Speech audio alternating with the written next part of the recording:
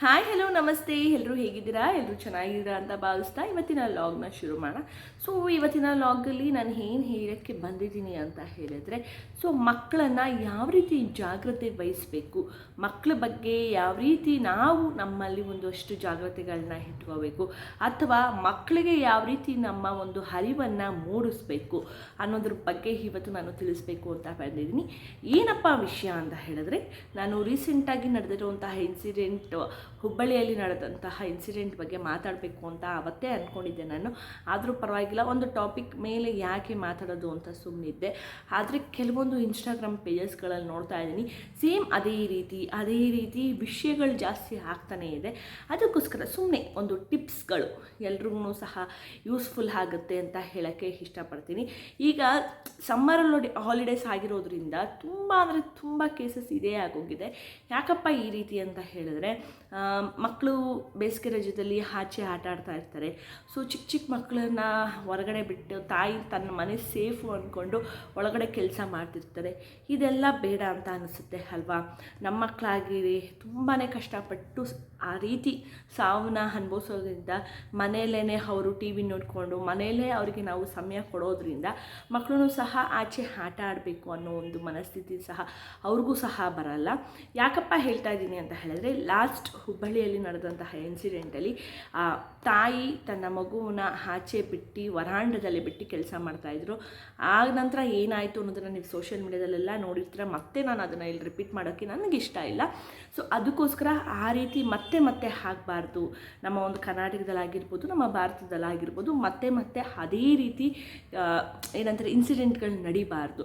ಅದಕ್ಕೋಸ್ಕರನೂ ಸಹ ಫಸ್ಟು ನಾವು ಪೇರೆಂಟ್ಸ್ ಆಗಿರೋರು ಮಕ್ಕಳನ್ನ ತುಂಬ ಜಾಗ್ರತೆ ವಹಿಸಬೇಕು. ಅದರಲ್ಲೂ ಹೆಣ್ಮಕ್ಳನ್ನ ಎಷ್ಟು ಕಣ್ಣಲ್ಲಿ ಕಣ್ಣಿಟ್ಟು ನೋಡಿಕೊಂಡ್ರೂ ಸಹ ಅಷ್ಟೇ ಕಷ್ಟ ನಮಗೆ. ಅವರು ಒಂದು ಹಂತಕ್ಕೆ ಬರೋವರೆಗೂ ಸಹ, ಅವ್ರಿಗೆ ಸ್ವಲ್ಪ ತಿಳುವಳಿಕೆ ಮೆಚುರಿಟಿ ಬರೋವರೆಗೂ ಸಹ ತುಂಬಾ ಕಷ್ಟ ಅಂತಲೇ ಹೇಳ್ಬೋದು. ಯಾಕೆ ನಾನು ಈ ರೀತಿ ಹೇಳ್ತಾ ಇದ್ದೀನಿ ಅಂದರೆ, ನಾವೇನೋ ನಮ್ಮ ಮಗು ನಮ್ಮ ಮನೆ ಮುಂದೆ ಹಾಡ್ತಾ ಇದೆ ಬಿಡು, ನಮ್ಮ ಪಾಡಿಗೆ ನಾವು ಕೆಲಸ ಮಾಡ್ಕೊಂಡಿರೋಣ ಅಂತ ನಮ್ಮ ಪಾಡಿಗೆ ನಾವು ಏನಾದರೂ ಕೆಲಸ ಮಾಡ್ಕೊಂಡಿದ್ರೆ ನೋಡಿ ಇದೇ ರೀತಿ ಆಗೋದು. CC ಕ್ಯಾಮ್ರಾ ಇದ್ರೂ ಸಹ ಏನು ಪ್ರಯೋಜನ ಇರಲ್ಲ ಅಲ್ವಾ? ಸೊ ಎಲ್ಲ ಕೆಲಸ ಆದಮೇಲೆ CC ಕ್ಯಾಮ್ರಾ ನೋಡಿದ್ರೆ ಏನು ಪ್ರಯೋಜನ? ಅದಕ್ಕೋಸ್ಕರ ಮೊದಲಿಗೆ ಸಹ ನಾವು ಮಕ್ಕಳನ್ನು ಒಬ್ಬೊಬ್ಬರೇ ಆಚೆ ಬಿಟ್ಟು ನಾವು ಒಳಗಡೆ ಕೆಲಸ ಮಾಡೋದನ್ನು ತಪ್ಪಿಸ್ಬೇಕು. ಯಾಕಂತ ಹೇಳಿದ್ರೆ ಬರೀ ಇದೇ ಆಗೋಗಿದೆ. ಈಗ ಏನು ಸೋಷಿಯಲ್ ಮೀಡಿಯಾದಲ್ಲಿ ಏನು ಓಪನ್ ಮಾಡಿದ್ರೂ ಸಹ ಇದ್ರಗಳೇ ಲಿಸ್ಟ್ಗಳು ತುಂಬ ಬರ್ತಾ ಇದೆ. ಅದಕ್ಕೋಸ್ಕರ ಎಲ್ಲರೂ ಸಹ ಫಸ್ಟ್ ಪಾಯಿಂಟ್ ಅದನ್ನು ಜಾಗ್ರತೆ ವಹಿಸಿ, ಜೊತೇಲಿ ಮಗು ಆಡಬೇಕಾದ್ರೆ ಯಾರಾದರೂ ಒಬ್ಬರು ದೊಡ್ಡವರು ಜೊತೆಲಿ ಇರೋದನ್ನು ರೂಢಿ ಮಾಡ್ಕೊಳ್ಳಿ. ಒಬ್ಬೊಬ್ಬರನ್ನೇ ಮಕ್ಕಳನ್ನ ಆಚೆ ಬಿಡೋಕ್ಕೆ ಹೋಗಬೇಡಿ. ಸೊ ಇದು ಫಸ್ಟ್ ಪಾಯಿಂಟ್ ಆಯಿತು. ಹಾಗೆ ಬರೀ ಹೆಣ್ಮಕ್ಳು ವಿಷಯ ಅಂತ ಅಲ್ಲ, ಗಂಡ್ಮಕ್ಳು ವಿಷಯದಲ್ಲೂ ಸಹ ತುಂಬಾ ಜಾಗ್ರತೆ ವಹಿಸ್ಕೋಬೇಕು. ಯಾಕಂತ ಹೇಳಿದ್ರೆ ತುಂಬ ಕಿಡ್ನಾಪ್ಗಳು ನಡೀತಾ ಇರುತ್ತೆ. ಅದನ್ನು ನಾವು ಅವೇರ್ನೆಸ್ ಆಗಿ ಮಕ್ಕಳನ್ನು ಸಹ ನಾವು ಸ್ವಲ್ಪ ತಿಳುವಳಿಕೆ ಹೇಳಬೇಕು. ಯಾವ ರೀತಿ ಅಂತ ಹೇಳಿದ್ರೆ, ಯಾರೇ ಈಗ ನಾವು ಬಿಡು ನನ್ನ ಮಗ ದೊಡ್ಡವನಾಗಿದ್ದಾನೆ, ಸ್ವಲ್ಪ ಹೋಗಿ ಅಂಗಡಿಗೆ ಬರಲಿ ಅಂತ ಕಳಿಸೋದು, ಅಥವಾ ಏನಾದರೂ ಒಂದು ತರ್ತಾನೆ ನನ್ನ ಮಗ ಅಂತ ಅವನಿಗೆ ದುಡ್ಡು ಕಳಿಸೋದು, ತೊಗೋಬಪ್ಪ ಅದು ತೊಗೋಬಪ್ಪ ಇದು ತೊಗೋಬಪ್ಪ ಕಳಿಸಿ. ನಿಮ್ಮ ಮಗನಿಗೆ ಕಂಪ್ಲೀಟಾಗಿ ತಿಳುವಳಿಕೆ ಬಂದಾಗ, ಅಥವಾ ನಿಮ್ಮ ಮಗು ಯಾರ ಒಂದು ಏನಂತಾರೆ ಕಮ್ಯುನಿಕೇಷನ್ ಅವನಿಗೆ ಅರ್ಥ ಆದಾಗ ಆ ಮಗುನ ನೀವು ಹೊರಗಡೆ ಕಳಿಸಿ ಏನಾದರೂ ನೀವು ತರಿಸ್ಕೋಬೋದು. ಅದು ಬಿಟ್ಟು ಅವ್ನಿಗಿನ್ನೂ ಏನೋ ತಿಳುವಳಿಕೆನೇ ಇರಲ್ಲ, ಇನ್ನೂ ಚಿಕ್ಕ ಹುಡುಗ ಅಥವಾ ಚಿಕ್ಕ ಹುಡುಗಿ ಆಗಿರ್ತಾರೆ, ಹೋಗಿ ಅಂಗಡಿಯಿಂದ ಇದು ತಗೋಬಾ ಅಂತ ಹೇಳೋದು, ಅದನ್ನು ಫಸ್ಟು ನಿಲ್ಲಿಸಿ. ಹಾಗೆ ಇನ್ನೊಂದೇನಪ್ಪ ಅಂತ ಹೇಳಿದ್ರೆ, ಮೂರನೇ ಪಾಯಿಂಟು, ಮಕ್ಕಳಿಗೆ ನಾವು ಮನೆಯಲ್ಲೇ ಸ್ವಲ್ಪ ನಾಲೆಜ್ನ ಹೇಳ್ಕೊಡ್ಬೇಕು.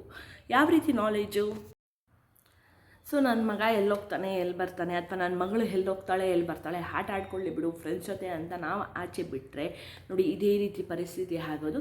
ಸೊ ಅದಕ್ಕೋಸ್ಕರ ಮಗು ಯಾರ ಜೊತೆ ಆದರೂ ಇರಲಿ, ಅಂದರೆ ಯಾವ ಫ್ರೆಂಡ್ಸ್ ಜೊತೆನಾದರೂ ಆಟ ಆಡಲಿ, ದೊಡ್ಡವರು ಸ್ವಲ್ಪ ಅವರ ಕಣ್ಣು ಮುಂದೆ ಇದ್ದರೆ ಆ ಮಗುಗೂ ಸಹ ನಮ್ಮ ತಂದೆ ತಾಯಿ ಮುಂದೆ ಇದ್ದಾರೆ, ನಾವು ಆಟ ಆಡ್ಬೋದು ಅಂತ ಆರಾಮಾಗಿ ಅವರು ಸಹ ಆಡ್ತಾರೆ. ನಿಮಗೂ ಸಹ ಯಾವುದೇ ರೀತಿ ಭಯ ಇಲ್ಲದೆ ಮಗುನೂ ಸಹ ನೋಡ್ಕೋಬೋದು ಅಲ್ವಾ?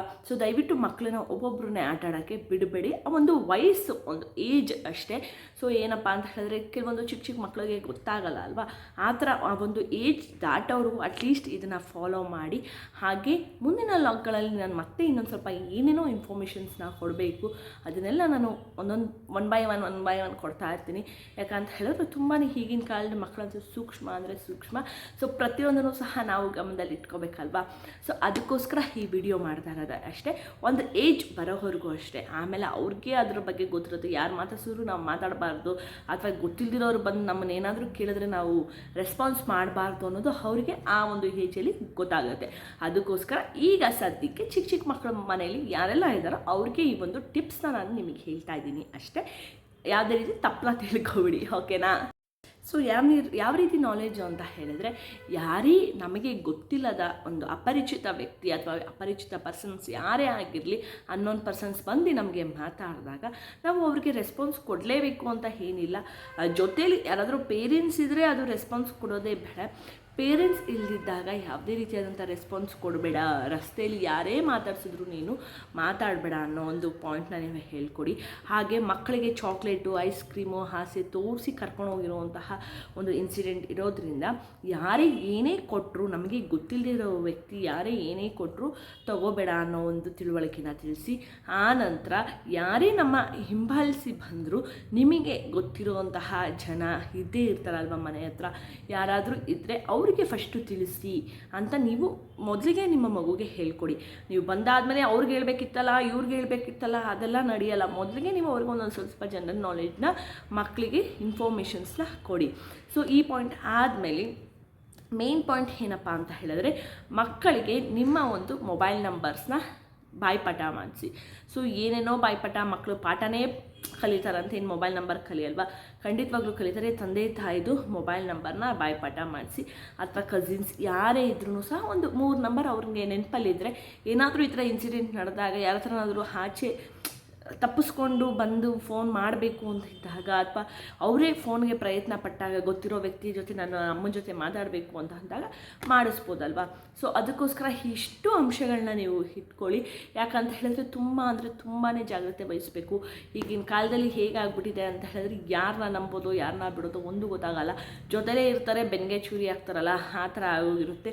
ಸೊ ಆ ಮಗು ವಿಷಯನ ನಾನು ಪದೇ ತೊಗೋಬಾರ್ದು ಅಂತ ಇದ್ದೆ, ಆದ್ರೂ ಸಹ ವಿಡಿಯೋ ಮುಖಾಂತರ ಅದು ಒಂದು ನಮಗೆ ಮೇಯ್ನ್. ಏಕಂತ ಹೇಳಿದ್ರೆ ಮಕ್ಕಳಿಗೆ ನಾವು ಯಾವ ರೀತಿ ಬುದ್ಧಿನ ಕಲಿಸ್ಬೇಕು ಅಥವಾ ಜಾಗ್ರತೆ ವಹಿಸಬೇಕು ಅನ್ನೋದ್ರ ಬಗ್ಗೆ ಅಷ್ಟೇ ಇವತ್ತಿನ ಲಾಗು. ಜಾಸ್ತಿ ಲೆಂತಿ ಮಾಡಲ್ಲ. ಮೊದಲಿಗೆ ನೀವು ಮಕ್ಕಳನ್ನ ಮನೇಲಿ ಸೇಫಾಗಿ ಮಕ್ಕಳ ಜೊತೆ ನೀವು ಟೈಮ್ ಸ್ಪೆಂಡ್ ಮಾಡಿ, ಟಿ ವಿ ನೋಡೋದು ಅಥವಾ ಆಟ ಆಡೋದು, ಅಥವಾ ಮಕ್ಕಳಿಗೆ ಹೊರಗಡೆ ಕರ್ಕೊಂಡು ಹೋಗೋದು, ಶಾಪಿಂಗು, ಏನಾದರೂ ಒಂದು ಬ್ಯುಸಿಯಾಗಿ ಇಡಿಸಿ ಮಕ್ಕಳನ್ನ. ಯಾಕಂತ ಹೇಳಿದ್ರೆ ನೀವು ಹೊರಗಡೆ ಅವ್ರಿಗೆ ಗೊತ್ತಿರೋ ಫ್ರೆಂಡ್ಸ್ ಇದ್ದಾರೆ, ಅವ್ರು ಆಟ ಆಡ್ತಿದ್ದಾರೆ ಬಿಡು ಅಂತ ಹೇಳ್ಬಿಟ್ಟು ಬಿಟ್ಟುಬಿಟ್ರೆ ಖಂಡಿತವಾಗ್ಲೂ ಆಗಲ್ಲ. ಯಾಕಂತ ಹೇಳಿದ್ರೆ ಇಷ್ಟೆಲ್ಲ ಆದಮೇಲೆ ಫ್ರೆಂಡ್ಸ್ ಬರಲ್ಲ ಅಲ್ವಾ ಪಾಪ. ಆ ಮಕ್ಕಳು ಚಿಕ್ಕ ಮಕ್ಕಳು ಇರ್ತಾರೆ, ಏನಾಗುತ್ತೆ ಅನ್ನೋದು ಗೊತ್ತಿರಲ್ಲ ಅಲ್ವಾ. ಅದಕ್ಕೋಸ್ಕರ ಆಗೋಕ್ಕಿಂತ ಮುಂಚೆನೇ ಎಲ್ಲ ಎಚ್ಚರಿಕೆ ವಹಿಸೋಣ. ಆದಷ್ಟು ಮಕ್ಕಳನ್ನ ಒಬ್ಬೊಬ್ಬರನ್ನೇ ಎಲ್ಲೂ ಬಿಡೋಕ್ಕೆ ಹೋಗಬೇಡಿ ಅಂತ ಹೇಳೋಕ್ಕೆ ಇಷ್ಟಪಡ್ತೀನಿ. ಸೊ ಎಲ್ರಿಗೂ ಈ ಒಂದು ಬ್ಯೂಟಿಫುಲ್ ಇನ್ಫಾರ್ಮೇಷನ್ ಇಷ್ಟ ಆಗಿರುತ್ತೆ ಅಂತ ಅಂದ್ಕೋತೀನಿ. ಸೊ ಹಾಗೆ ಪ್ರತಿಯೊಬ್ಬರು ಮಕ್ಕಳಿಗೆ ಸಮಯ ಕೊಡೋದನ್ನು ಕಲ್ತ್ಕೊಳ್ಳಿ ಅಂತ ಹೇಳ್ತಾ ಇವತ್ತಿನ ಲಾಗ್ನ ಇಲ್ಲಿಗೆ ಮುಗಿಸ್ತಾ ಇದ್ದೀನಿ. ಮತ್ತೆ ನಾನು ಮುಂದಿನ ಲಾಗಲ್ಲಿ ನಿಮ್ಮೆಲ್ಲರೂ ಸಿಗ್ತೀನಿ. ಅಲ್ಲಿವರೆಗೂ ನೀವೆಲ್ಲ ಏನು ಮಾಡಬೇಕು, ನಮ್ಮ ಚಾನಲ್ನ ಸಬ್ಸ್ಕ್ರೈಬ್ ಮಾಡಿಕೊಂಡು ಲೈಕ್ ಕೊಟ್ಟು ನೋಡಿ. ಹಾಗೆ ಪ್ರತಿಯೊಬ್ಬರು ನಿಮಗೆ ಈ ಒಂದು ಇನ್ಫಾರ್ಮೇಷನ್ ಇಷ್ಟ ಆಗಿದರೆ ಶೇರು ಸಹ ಮಾಡ್ಬೋದು. ಹಾಗೆ ಯಾರೆಲ್ಲ ಮೊದಲನೇ ಬಾರಿಗೆ ನನ್ನ ಚಾನಲ್ನ ನೋಡ್ತಾ ಇದ್ದೀರಾ, ಪಕ್ಕದಲ್ಲಿರುವಂತಹ ಸಬ್ಸ್ಕ್ರೈಬ್ ಬಟನ್ನ ಪ್ರೆಸ್ ಮಾಡಿ. ಹಾಗೆ ಅದ್ರ ಪಕ್ಕದಲ್ಲೇ ಸಹ ಬೆಲ್ ಐಕಾನ್ ಬಟನ್ ಇರುತ್ತೆ, ಅದನ್ನು ಸಹ ಪ್ರೆಸ್ ಮಾಡಿ. ನಾನು ಮಾಡುವಂತಹ ವಿಡಿಯೋ ನಿಮಗೆ ಮೊದಲನೇ ಬಾರಿಗೆ ನೋಟಿಫಿಕೇಷನ್ ಬರುತ್ತೆ. ಆಗ ನೀವು ಆ ನೋಟಿಫಿಕೇಷನ್ ಮುಖಾಂತರ ನನ್ನ ವಿಡಿಯೋನ ನೋಡ್ಬೋದು. ಸೊ ಇದೇ ರೀತಿ ಎಲ್ಲ ಲಾಗ್ನ ನನ್ನ ಚಾನಲಲ್ಲಿ ನೋಡ್ತಾ ಇರಿ ಅಂತ ಹೇಳ್ತಾ, love you all, tata, take care, bye.